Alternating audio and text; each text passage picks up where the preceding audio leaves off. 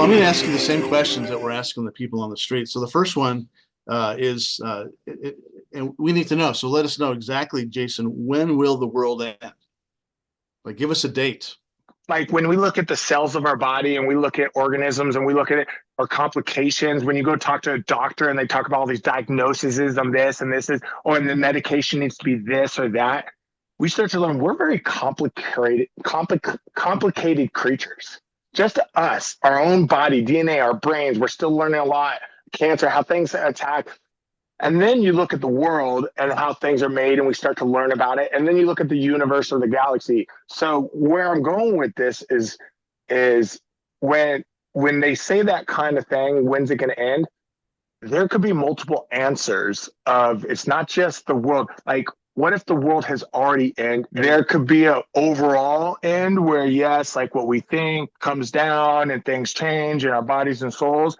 That could be one version of it. Or the world that died away before Christ, and now since Christ, there's already new worlds, new Jerusalems already developed all over the world, maybe inside people's hearts, inside people's livelihoods and relationships. So I think that question is kind of complex in that regard. Interesting. When's the world going to end? It could have already ended.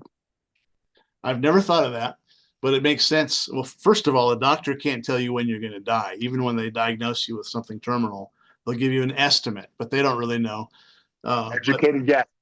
But what I like about what you said is a constant theme in Scripture, in Isaiah and the New Testament, is that we've died, but we're already alive in our new life, and the two things are happening simultaneously. And we tend to think of the end of the world as only for later on.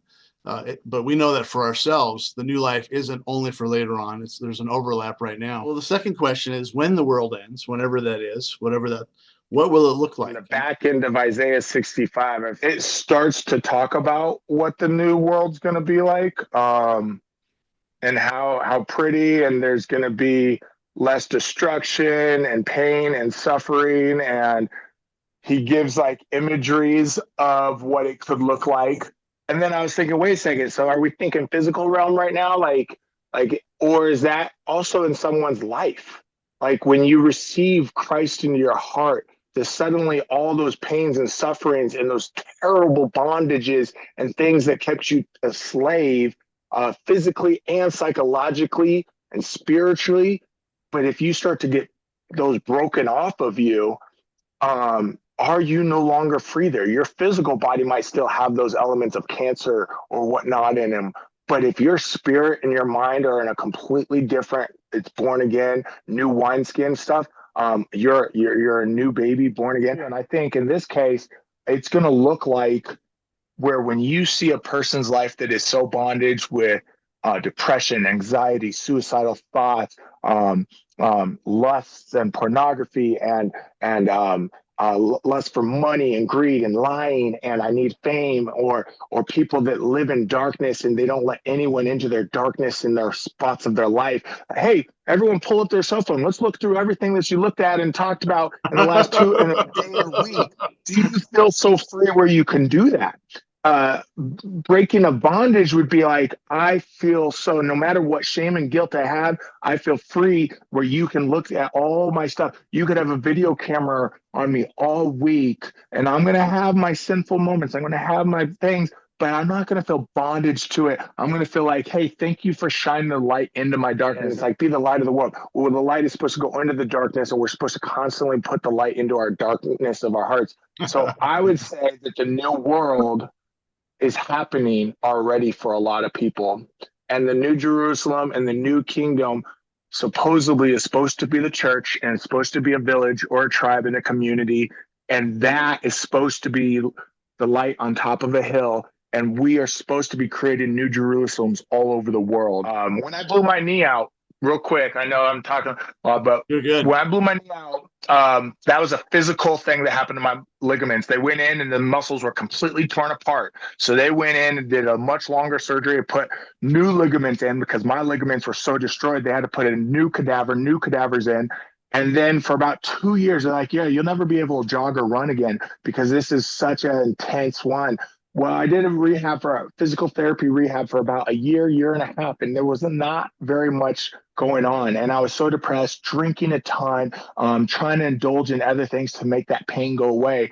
So they sent me to a psychotherapist. And when I went to a psychotherapist, I sat on the couch and like, oh, tell me about your childhood. I was like, I'm here for my knee. What do you mean? He's like, no, let's go into your deeper roots of your pain of who you are, our identity. Then I started the physical therapy rehab. The therapists were like, what are you doing different? Like, it's a year and a half later, you've been doing the same exercises. And then suddenly my knee started working better. My knee started working. And within a short period of time, because of something that changed in my mind or in my spirit, by releasing some of that pain and being able to work through it and filter through some of my identity and all this kind of stuff, work through shame, guilt, and stuff like that. Suddenly my physical body started fixing more. I would say that the new world, the new kingdom, could definitely be happening right now. We might just be holding ourselves back from it. All right, I'm going to read some of the passages you just referenced toward the end of Isaiah 65.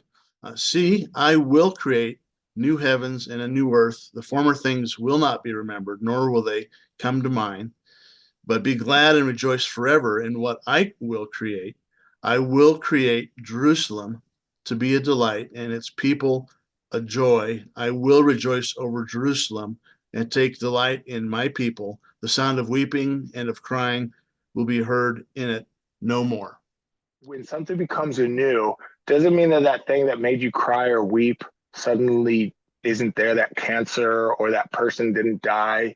It's something inside of you that could be transformed.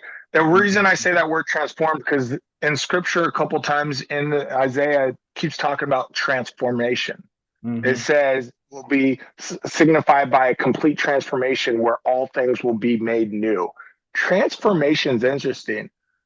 Is transformation literally just a click of the fingers and then it suddenly has changed something different? Well, yeah, I guess transformation could be like that.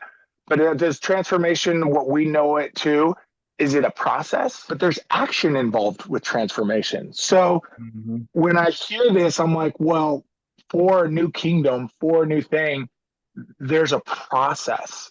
And we have to be willing to be a part of the process. Over me, over me, red rain.